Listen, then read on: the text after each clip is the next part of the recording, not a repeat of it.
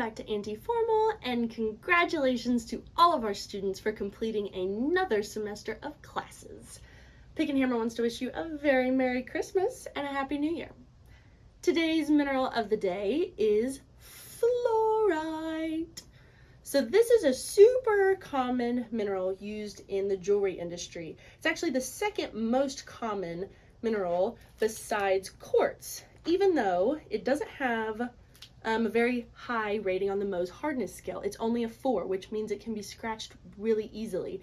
So that doesn't always make the best quality for jewelry, but because of its varieties of colors, that is why it's so important to the jewelry industry. The mineral is often colorless, however, it can have a great range of colors, sometimes several in the same crystal. It often cleaves or splits into perfect octahedrons, which is this shape right here. So this is because there's 4 planes of cleavage on fluorite. So when it breaks, it's going to break in 4 different planes. I don't have 4 hands, but that's why you get this shape. Fluorite from certain places in the world has a special property called fluorescence. This is when the fluorite crystals glow brightly or fluoresce under ultraviolet light, and the UV light is absorbed and the energy is released in the form of visible light. You see that these are cubes, nearly the size of my hand, whereas here they're very, very tiny. The purple is fluorite here. This is quartz, the gray. Fluorite has been used in lenses in cameras, microscopes, and telescopes. It helps a lens to focus, and in telescopes, it will work in the far ultraviolet range, where conventional glasses do not work as well. This ties in perfectly with our guest for today, a well-traveled photographer, Richard Mourant. During his talk, he explains the importance of mentorship in business and how NFTs are the equivalent to platinum or diamonds in the metaverse. Richard and his wife, Kelsey, recently hiked the Continental Divide and are working on releasing a docu-series with National Geographic and Disney+. The series, called Hiking the Divide, is already creating positive effects before its release by getting a bill to Congress to complete the trail down to the southern border, as well as securing funding for communities in need. So, let's bring him in. Well, welcome, Richard. Thank you. Would you like to tell the crowd a little bit about yourself? Sure. Okay, so let's start with the most one. I am South African, so I am an import. My wife brought me to the country, but I met my wife on a cruise ship. She was a dancer on the cruise ship, and I was running the photo department on cruise ships. That was about 22 staff, and we were probably turning over about $120,000 worth of photography every week. Wow. On some of the bigger ships. Wow. What does that mean? Like you're just taking that many photos? Yeah. Wow. That's so very on the ships impressive. you do pictures of people going on shore, then you do portraits of them, and then we sell it all back to them. And yeah, it's about, on the Grand Class ship in 2007, we were doing about $110,000 to $120,000 a week. Wow. In photography. That is crazy. And you traveled on cruise ships for 16 years, right? Yeah, 16. That is very awesome. So basically I've been to 130 countries now. I think 135, 36, that kind of area. Basically, apart from the area of South America, from Lima, around the southern bit to north of Rio, that's probably the only part of the coastline of the planet that I haven't done. Wow. You gotta mark that off.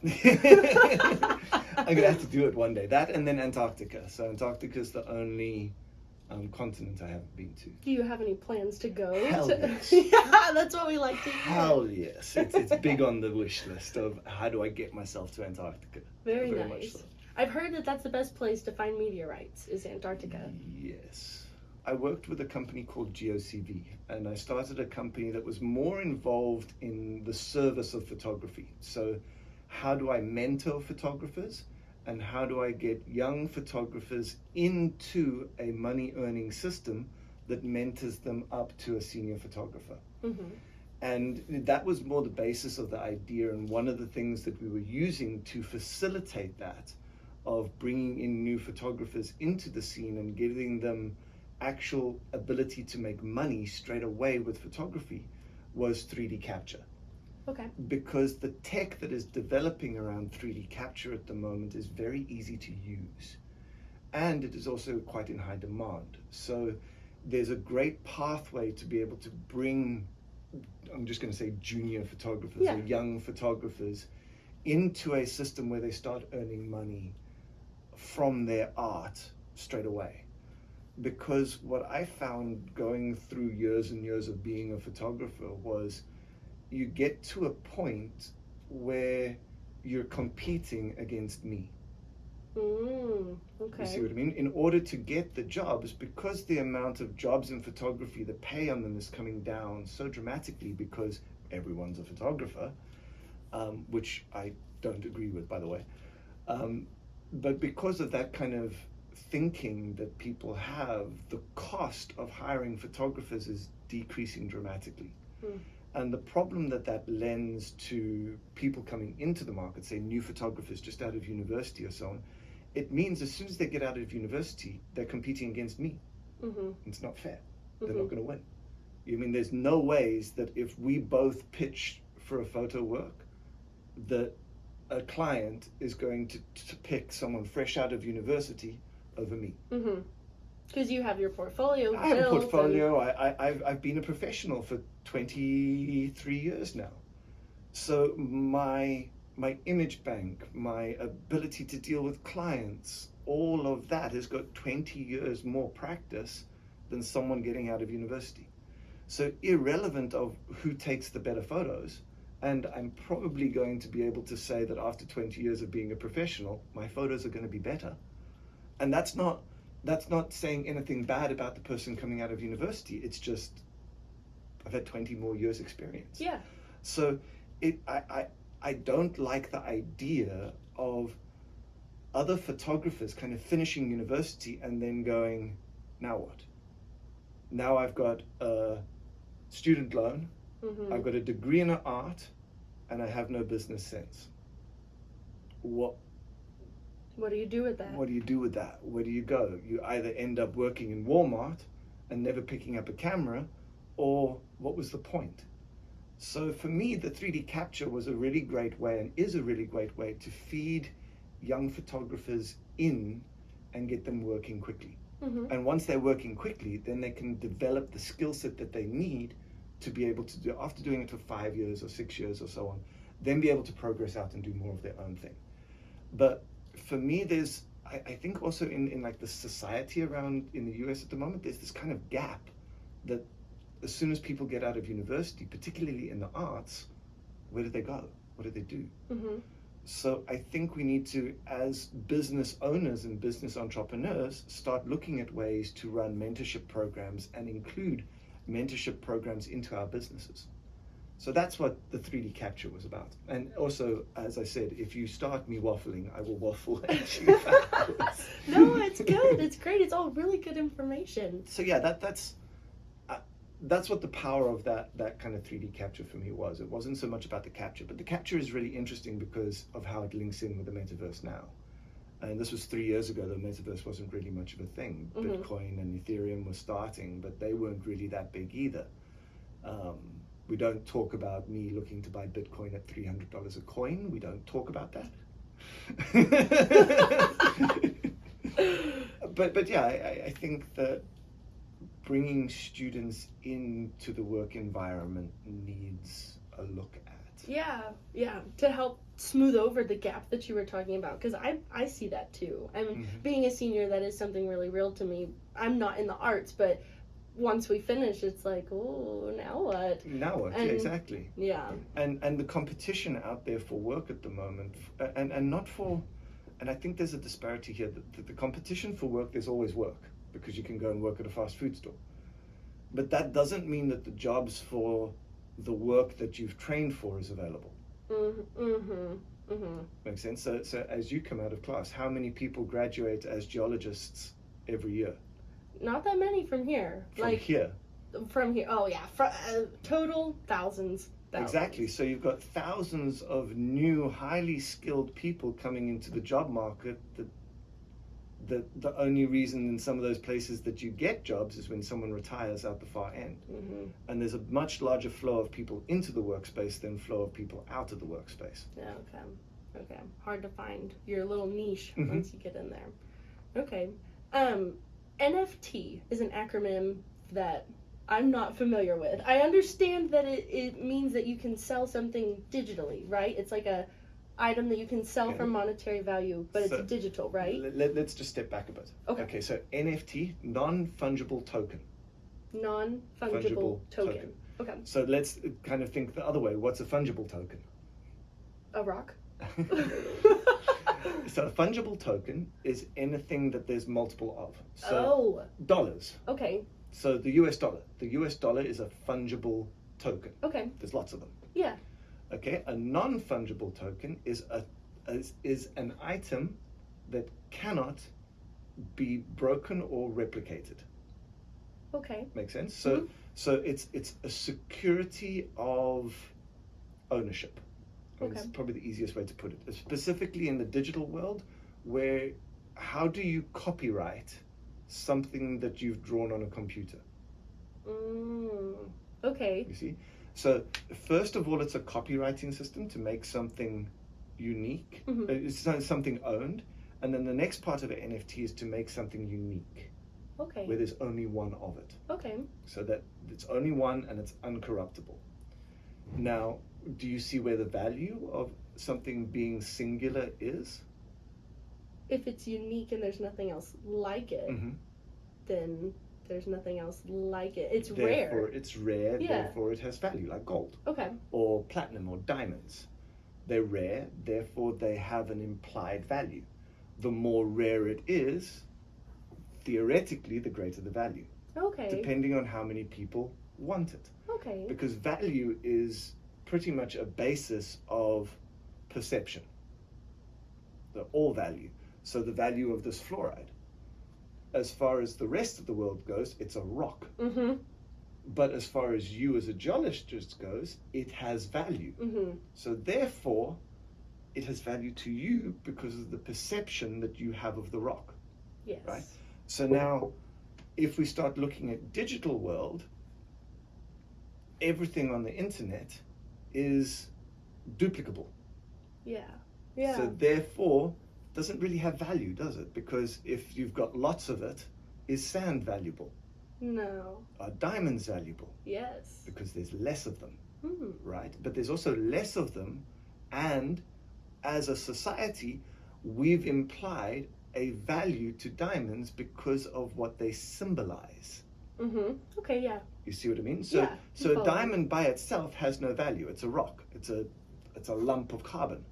Literally, it's a lump of carbon. But once we have inputted value to it as a society by saying, this is what you'd give your partner when you get married. This is a symbol of the relationship that you're going to have with your partner. Now, that rock is valuable because of the perception we've put on it. NFTs are the same thing. Okay. They're Thank you just for explaining digital. That. Does that make sense? It does, yeah. So they're just digital. It's a way of inducing digital scarcity. Nice. Okay. And once something is scarce, we as humans put value on it. Now it's tradable. Okay. So that's the process there. They are unique items digitally. Okay. That's it. Thank you. Much more clear than what I was trying to think. See, the other problem is with these kind of assets and so on is there is so much strangeness and uniqueness to them because of the techniques that have made them. But those techniques are so intricate and difficult that they're then hard to explain. So it's one of these weird, crazy worlds where we can see the value, but we don't understand how it got value. That is very crazy. It Hard to put into thought. Exactly, because I mean, you try and explain blockchain to people, and people look like you. What? And it's just a ledger. It's just a ledger that everyone can see. And because now people have put a name to it, now they don't understand the name. A blockchain should really be written as a decentralized ledger. So just a book. Yeah. that marks transactions that everyone can see. That's it.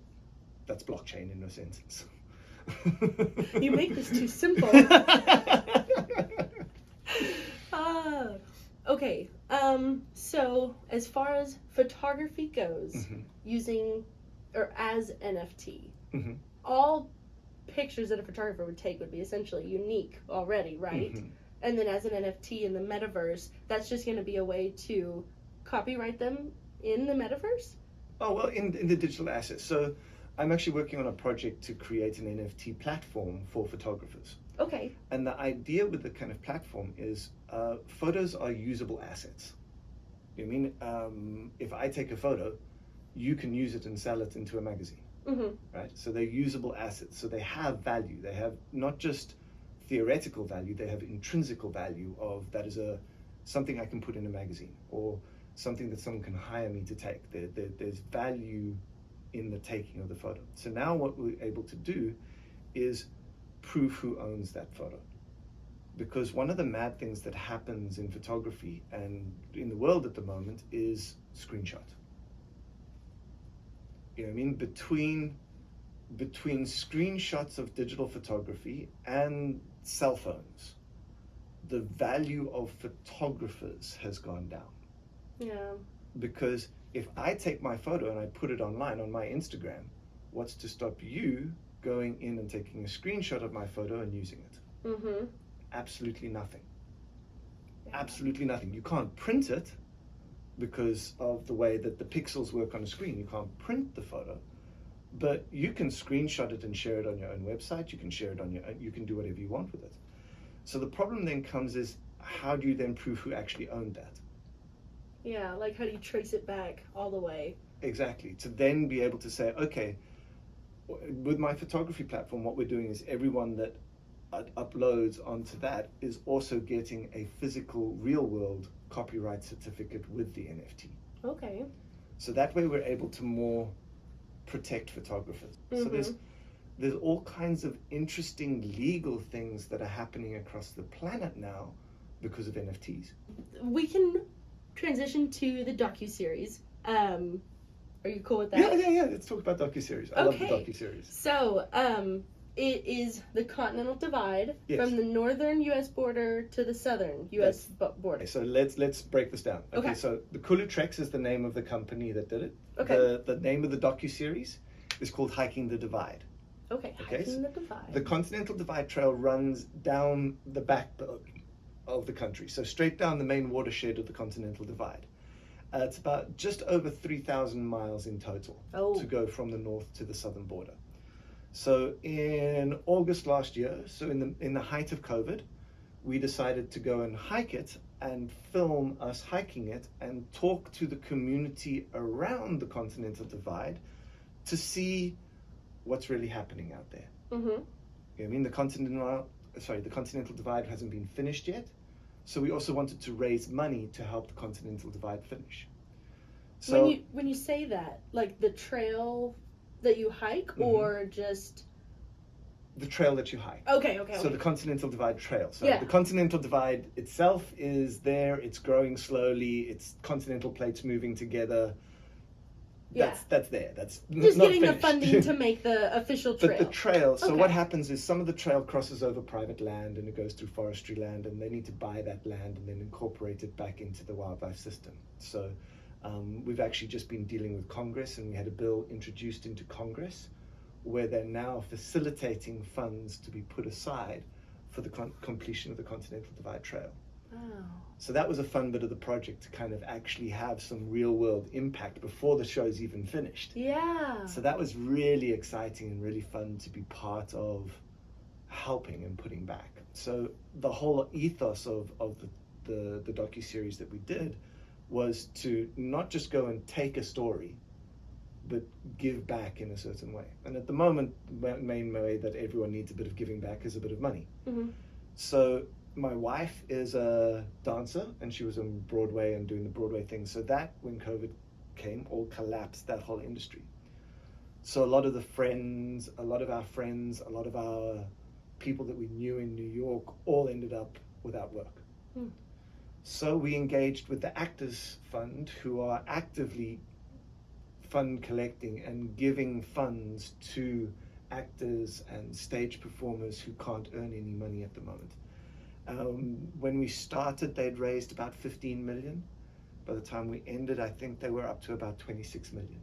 Wow. And that's all going back into the acting community. We weren't that part of that, but we've partnered with them. And as the show gets TV and gets aired, on our website, you can go and donate to the Actors Fund. What website is that? It's kulutrex.com. Okay. So they can go to donate to the Actors Fund. Also, they can donate to the completion of the CDT.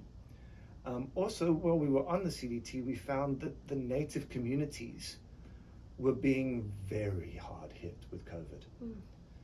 So we're also trying to raise money as well for native communities. We're working with a organization called the First Nation, and they're a grant writing organization that helps write grants to all of the native communities. Okay. So we're raising money for them as well to help bring some of those communities a little bit of respite through this time. I mean, we also had such a direct contact with it because the Shoshone and the Rapaho in the Wind River Reservation, we went and spent a week with them in the reservation.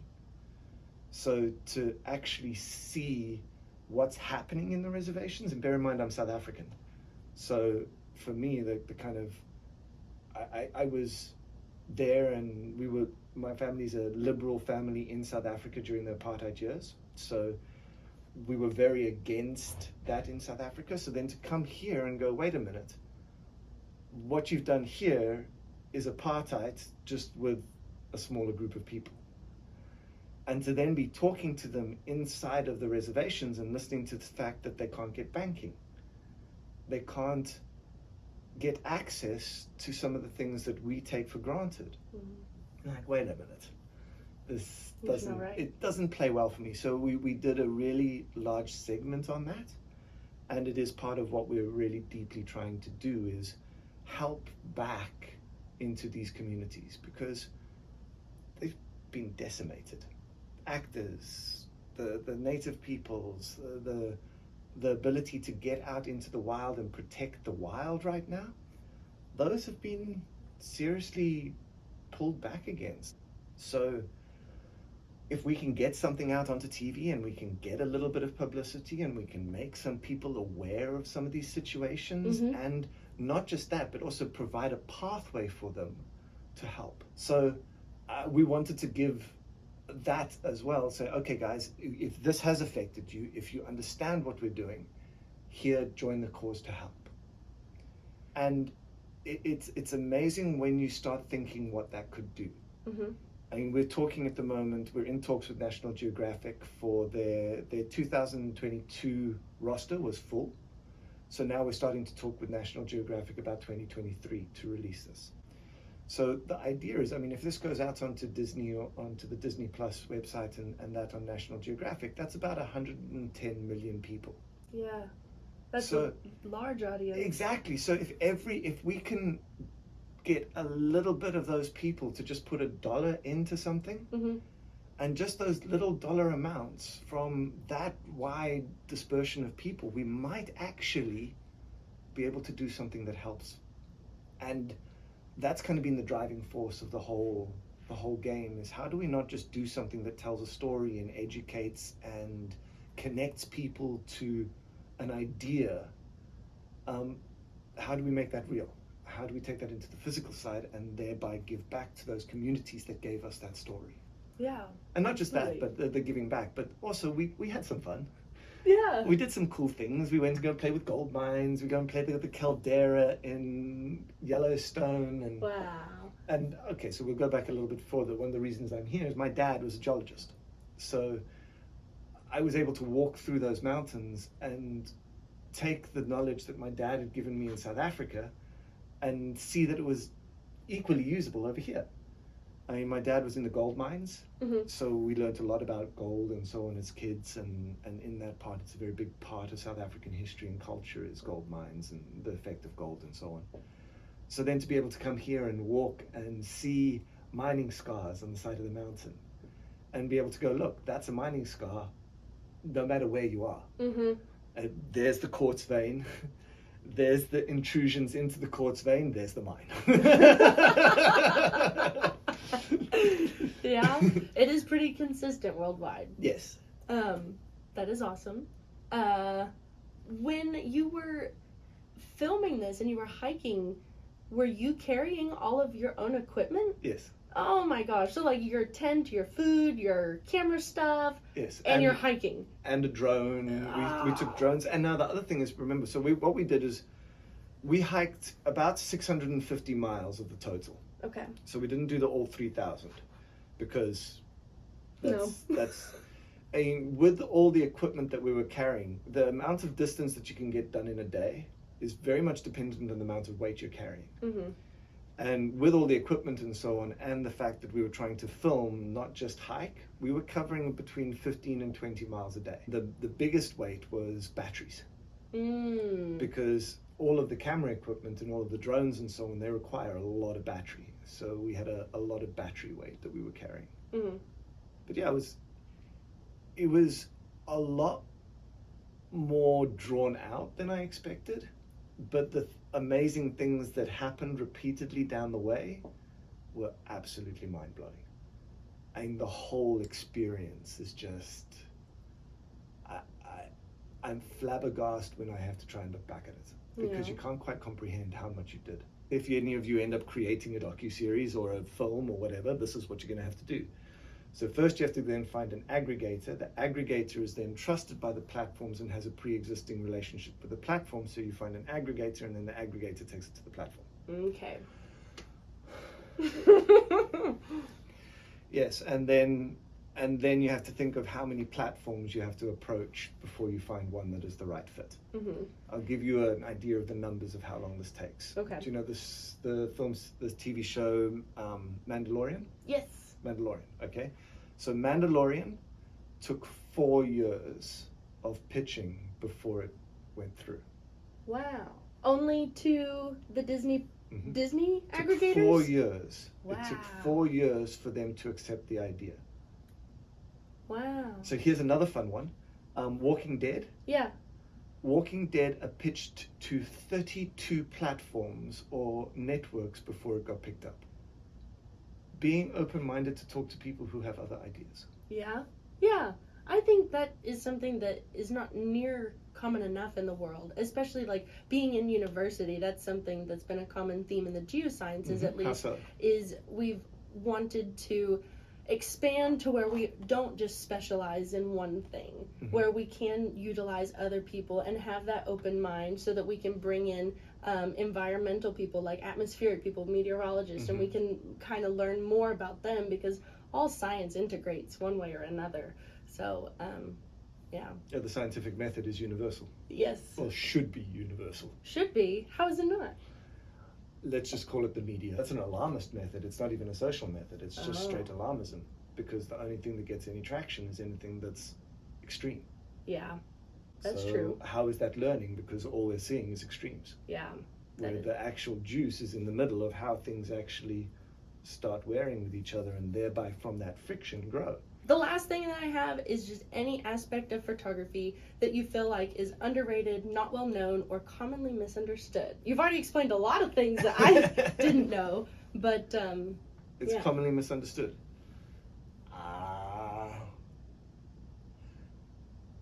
Let's try something that's a little bit interesting then. Okay, so commonly misunderstood that at the moment, and I'm going to say this knowing I'm shooting myself in the foot with it, at the moment, the best technology development in cameras is in cell phones. Okay. And that's for video and photo. So the reason I say this is I like seeing more people making videos. Mm-hmm. Photos I feel is a bit more art. But I feel that the sharing of video and the sharing of ideas from video is something that anyone and everyone can do. I mean, look, that's a cell phone. Look at the quality here. It's beautiful.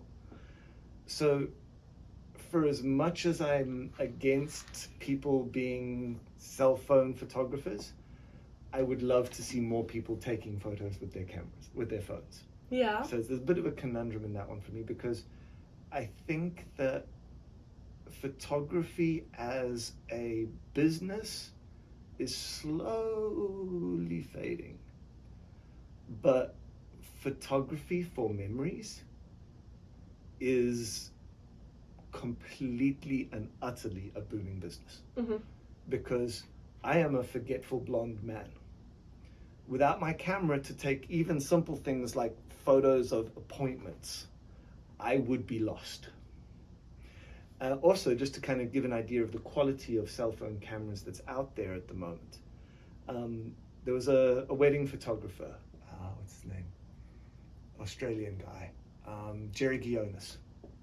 Okay, so Jerry Guionis, as I said, one of the top wedding photographers on the planet. And every year in Las Vegas, they have a competition and they judge the best wedding albums. So top wedding photographers get to create their album for their client, send that off to them, and then submit one album a year. So a photographer is only allowed to submit one album to this contest. Jerry Guionis has won it like 7 times in the last 10 years. He's really, really, really, really good.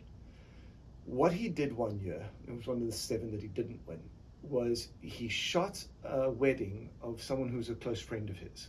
And he said to them at the beginning, he goes, look, every time that I pose you, and then I'm going to take one with my big camera for you, but please pause for 2 seconds longer. I just want to take one with my cell phone too. Okay. So he shot the entire wedding with his big camera and with a cell phone. Same setup, same light, same everything.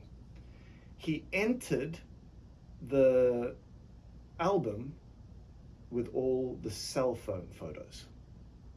Okay, none of the ones from the big camera. So it's just a really good photographer with a cell phone. Came 4th. Wow. Wow. Came 4th. Wow. So for as much as, yes, I despair and I talk about cell phones not being there for professional photographers, it's still something that is amazing. Mm-hmm. And people should still use them. Well, I love utilizing it when we do episodes like this. Exactly. Yeah, well, thank you for sharing. Is there anything that you would like to add? Yes, Okay. very much so. Yeah. Oh my God, you're doing an amazing job here. Oh, thank you. This is incredible to see the passion for the rocks and to come into this room and see your collection and see what you're doing and be part of the exuberance that you have. Thank you. Is absolutely amazing. Thank you. So that's definitely what I would like to add, is a very serious congratulations and support to what you're doing, because I think you're doing a fantastic job here. Thank you. I do appreciate that. We as a club have reorganized this office so many times. That happens. Yeah. Yeah, it's part of it. This is my 4th year being in the club and my 3rd year as an officer. So I'm going to be kind of sad next year when I graduate and I lose my baby. But yeah, it's a really good club. I've met my best friends in it. So That's how it works out here. yeah. Yeah. Well, Absolutely. congratulations and well done, and keep it going. Thank you. Here we see a happy Richard with his trilobite. A thank you gift from Pick and Hammer. If you are interested in donating to finish the Continental Divide Trail, watching the Hiking the Trail trailer, or more information on the docu-series in general, go to kulutrex.com. That's KULUTREKS.com. Thank you again to Richard and Kelsey for coming to OU for our most recent mineral auction, and best of luck to y'all. The following list, Star Wars style, is all of the donations Pick and Hammer was able to make during the fall 2021 semester. And we are very thankful for our outreach program, funded by the generous grants from Halliburton. We hope to keep doing this in the future. Thank you to all of the schools who let us visit. And if you are interested in getting a school visit from Pick and Hammer, check us out on OU Engage or our Facebook.